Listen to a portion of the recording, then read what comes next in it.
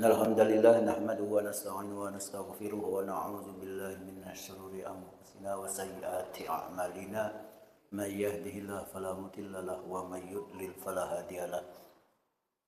Asyhadu an la ilaha illallah wahdahu la syarika lah wa asyhadu anna Muhammadan abduhu wa rasuluh. Allahumma shalli ala Muhammad wa ala ali Muhammad amma ba'du. A'udzu billahi minasy syaithanir rajim.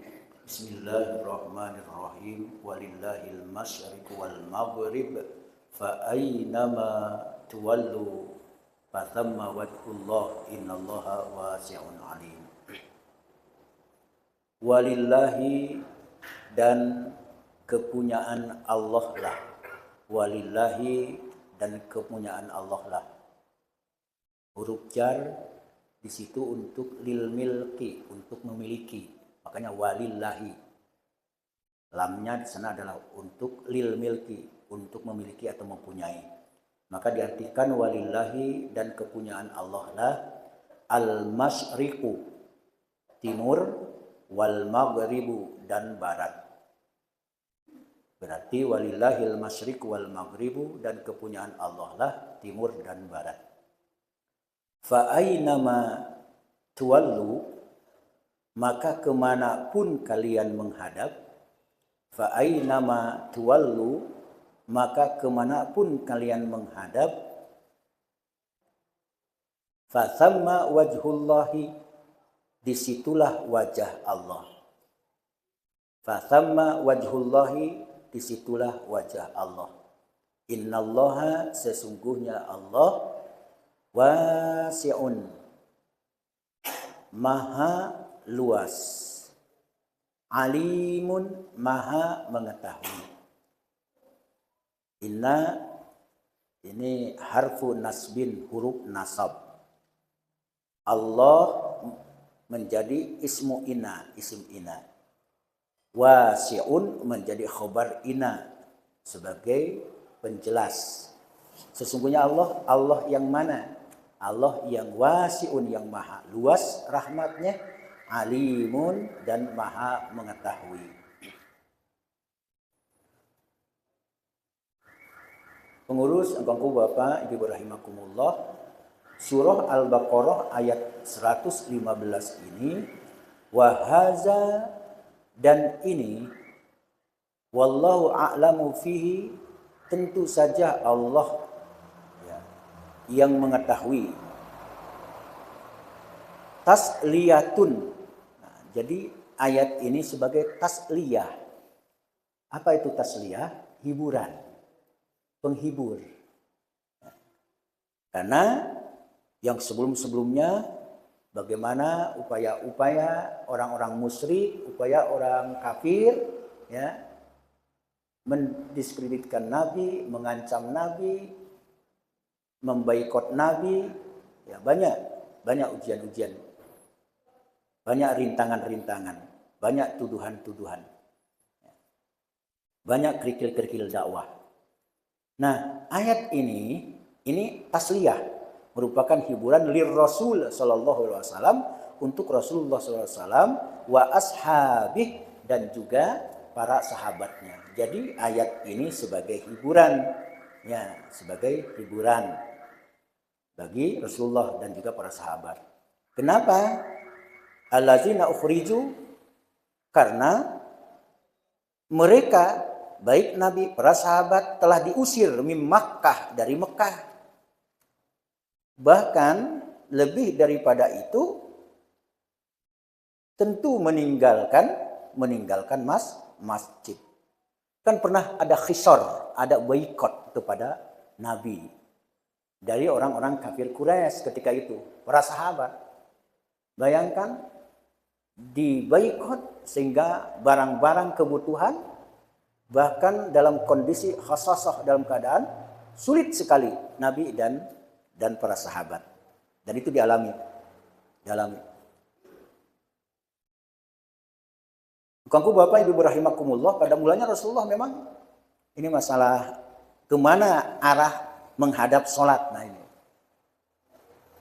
Memang pada mulanya Rasulullah itu sholat waktu Rasulullah di Mekah itu menghadap Baitul Maqdis. Nah, sedangkan Ka'bah berada di hadapannya. Ketika di Madinah,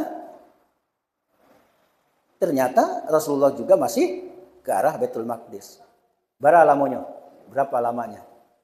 Nah, di dalam riwayat ada mengatakan bahwa sitah sahron. Ada yang mengatakan itu adalah 16 bulan. Ada juga mengatakan sab'ata asra sahron. Ya. Ada mengatakan 17 bulan. Nah, setelah itu kemudian sarafahullah ilal Ka'bah. Kemudian Allah arahkan, Allah palingkan ke arah Ka'bah. Makanya Allah sampaikan, Allah katakan di dalam suatu ayat yang kita bahas. Mana? Walillahil masyriq wal maghrib. Dan kepunyaan Allah lah timur dan barat. Kepunyaan Allah lah timur dan barat. Fa aynama tuwallu fastama wajhullah. Kemana saja kamu, ya, kemanapun kalian menghadap. Kenapa kata-kata kalian? Karena menunjuk kepada khusus Nabi Muhammad dan juga para sahabatnya. Dalam jumlah tentu banyak. Kalau Nabi menghadap kemana, tentu para sahabat ikut. Maka turunlah ayat ini, walillahil masyriq wal maghrib fa aynama tuwallu fastama wajhullah. Ya, kemanapun kalian itu menghadap, disitulah wajah Allah.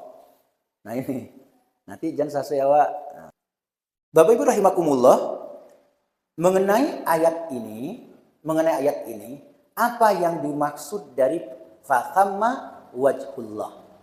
Ya, fasama wajhullah. Maka hadapkanlah wajahmu. Jadi kemanapun kalian menghadap, disitulah fasama wajhullah, disitulah wajah Allah. Yang dimaksud wajah Allah di sini adalah al-qiblah, itu maksudnya. Yang dimaksud adalah kiblat. Yang dimaksud kiblat. Keinginan orang-orang musyrik, keinginan orang Yahudi, keinginan mereka digadang hati mereka, besar hati mereka, keinginan mereka Nabi tetap ke Baitul Maqdis. Nah, intinya. Ya. Tetap.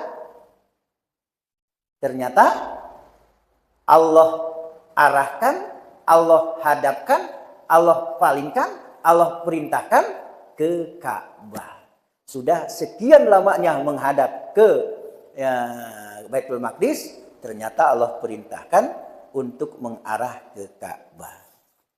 Lah biasa, bisa jadi ternyata dari dulu pun keinginan-keinginan muatannya mungkin politik, keinginannya yang lain-lain ada. Nah, ketika itu juga menginginkan mereka bagaimana Rasulullah itu menghadap tetap ke Baitul Maqdis. Bapak Ibu rahimakumullah, di dalam surah Al-Baqarah 144, yang kita kan ini 115. Di dalam surah Al-Baqarah ayat 144 sampai 150, sungguh kami sering melihat mukamu menengadah ke langit.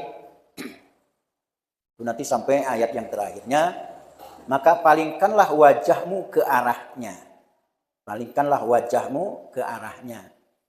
Makanya dalam riwayat Ali ibnu Abu Thalha meriwayatkan dari Ibnu Abbas. Ibnu Abbas ini sangat mumpuni keilmuan di bidang tafsir, dekat dengan Rasulullah karena dia menjadi sahabatnya, anak dari paman Rasulullah SAW, mengatakan bahwa permulaan ayat Al-Quran yang dimansuh, yang dihapus, yang dimaksud, kalau ada kata-kata dimansuh di sana arti maksudnya dihapus, ya, adalah mengenai masalah kiblat. Jadi menurut Ibnu Abbas, permulaan ayat Al-Quran yang dimansuh, apa yang dimansuh? Dihapus maksudnya. Adalah mengenai masalah kiblat. Nah, hal ini terjadi ketika Rasulullah hijrah ke Madinah, yang penduduknya antara lain adalah orang-orang Yahudi. Maka Allah memerintahkannya untuk menghadap ke arah Baitul Maqdis dalam sholatnya. Hingga orang-orang Yahudi gembira melihat hal demikian. Rasulullah SAW menghadap ke arah Baitul Maqdis dalam sholatnya selama belasan bulan. Nah, padahal Rasulullah SAW sendiri lebih menyai ke kiblat. Ya. Mulai dari Nabi Ibrahim sampai kepada Nabi Muhammad. Senang sukanya arah ke kiblat, yaitu Ka'bah. Maka beliau selalu menengadahkan pandangannya ke arah langit. Maksudnya apa? Karena senangnya menghadap ke Ka'bah. Ternyata pertama adalah diperintahkan ke Baitul Maqdis. Bagi orang Yahudi tentu senang. Akhirnya karena sering-sering lihat ke atas, maksudnya apa? Kapan turun perintah? Kapan turun wahyu? Maka turunlah surah Al-Baqarah 144 sampai 150 yang intinya adalah untuk menghadap ke arah kiblat. Sampai sekarang yaitu Ka'bah. Di dalam kitab Sahih Bukhari melalui hadis dari Nafi dari Ibnu Umar disebutkan bahwa Ibnu Umar apabila ditanya mengenai salat khauf, salat waktu perang, khauf itu takut, ia menggambarkan, memperagakan, mempraktekkan. Kemudian ia mengatakan apabila keadaan semakin menakutkan, maka mereka sholat dengan berjalan kaki. Ada pula yang berkendaraan, ada pula yang menghadap ke arah kiblat, ada pula yang menghadap ke yang lain. Kemudian Nabi mengatakan, aku merasa yakin bahwa Ibnu Umar tidak sekali-kali menyebutkan hal ini, melainkan dari Nabi Muhammad Sallallahu Alaihi Wasallam. Maksud dan inti dari ayat ini begini. Kemanapun perintah dari Allah, mau al-masyriq ke timur, mau al-maghrib ke barat, maka di situ wajah Allah, di situ kiblat. Itu intinya. Ya, kenapa? Maka ungkapannya walillahi. Nah, ini intinya. Dan kepunyaan Allah lah timur barat. Tidak perlu diperdebatkan. Tapi kalau bagi yang punya kepentingan dan keinginan seperti orang Yahudi di ke Baitul Maqdis kalau dapat terus. Nah, itu. Karena biasa orang yang berdakwah, orang yang menyampaikan sunnah, kalau kini mungkin menyampaikan kebenaran itu kadang dibuli. Dibuli ini apa bahasa Padang panjangnya? Dibuli. Ya, dibuli, dimainkan dan lain sebagainya. Sudah di Mekah betul dan termasuk di Masjidil Haram, posisinya di mana saja itu adalah kiblat. Karena Ka'bahnya di tengah-tengah. Di mana saja kita berada, maka jadi kalau di sana dari semua arah. Tapi kalau di Padang Panjang di Sumatera Barat tentu harus diukur, ya, harus jelas. Kalau tidak berarti melanggar aturan gitu. Kemudian innallaha wasi'un alim. Allah itu maha luas. Apa yang dimaksud maha luas di sini? Artinya maha luas rahmat Allah Subhanahu wa taala. Kemudian alim maha mengetahui, ya, maha mengetahui. Yang dimaksud maha luas itu adalah rahmat Allah, kasih sayang Allah terhadap siapa? Terhadap makhluknya. Itu bisa dilihat di halaman yang keempat, Ya. Ibnu Jarir mengatakan bahwa makna firman Allah innallaha wasi'un alim, kata Ibnu Jarir menyampaikan yang dimaksud atau makna dari ayat ini sesungguhnya Allah maha luas rahmatnya dan mengetahui rahmat Allah mencakup semua makhluknya dengan memberi mereka, ya, kecukupan, memberi mereka karunia dan anugerah dari Allah Subhanahu wa taala tanpa terkecuali makhluk selain manusia. Kalau dipikir-pikir coba, apa makanan semut, apa makanan binatang binatang itu, ya nak? Ya, coba. Bagi Allah tidak ada yang sulit mengatur seluruh makhluk, kebutuhan seluruh makhluk, ya. Termasuk begitu luas karunia dan rezeki Allah. Tidak ada sulit ngurus bagi Allah. Nah, kalau tiba di awak untuk menghadapi baralek saja, panjang awak. Tak ngurus berapa coba? Ngurus makan berapa orang? Paling banyak taruhlah 2.000 orang diundang oleh kita. Lah banyak tuh 2.000 tuh. Hah? Gak ada ngaleknya. 1.500 kita undang. Untuk memikirkan kebutuhan 1.500 pusingnya bukan main. Ini Allah seluruh makhluk yang ada di muka bumi. Allah maha wasi', maha luas rahmatnya, karunianya. Seluruh makhluk diurus kebutuhannya oleh Allah Subhanahu wa taala. Itu yang dimaksud innallaha wasi'un alim. Maha mengetahui. Apa yang dimaksud maha mengetahui? Seluruh perbuatan makhluk Allah tahu.